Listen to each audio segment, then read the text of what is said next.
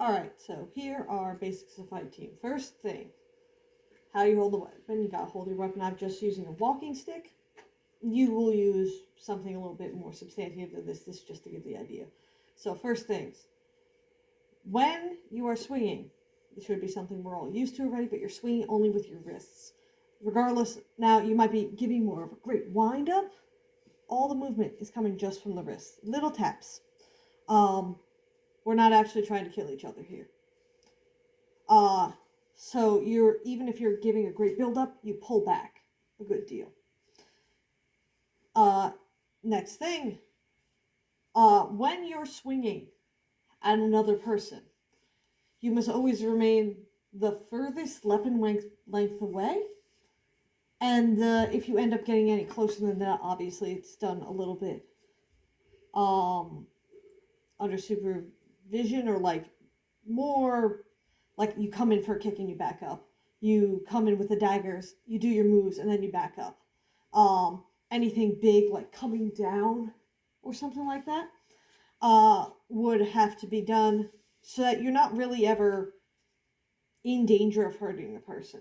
A little bit later on in another video where I'm going to show you kind of the back and forth of combat, that will be a little bit more evident.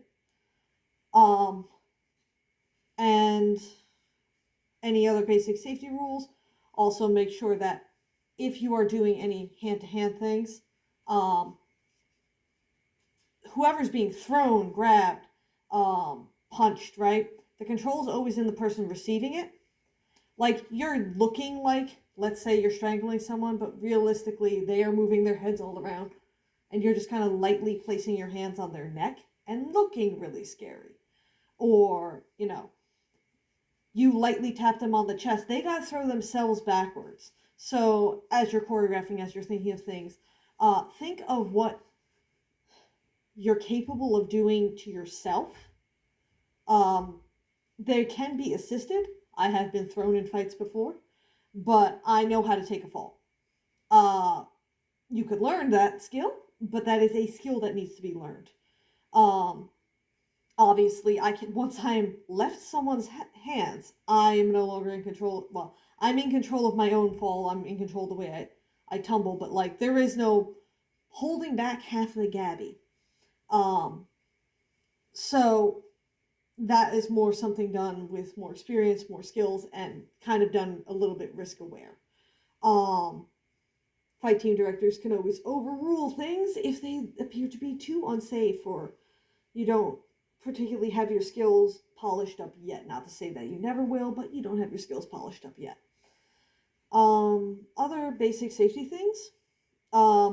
Whenever you're using a sword, a proper metal sword, you're going to try to use carbon steel, not stainless steel. Stainless steel will burr, and it has to be a full tang sword, which means the metal goes all the way through the handle. Most decorative swords only are half tang, and they go halfway through the handle, which means they could fall out midway through the battle. And generally you're going to want something at least like 2 to 3 fingers wide for staves that you're fighting with. That way, when you make contact, they don't just snap. And that's just like a rough gauge of it.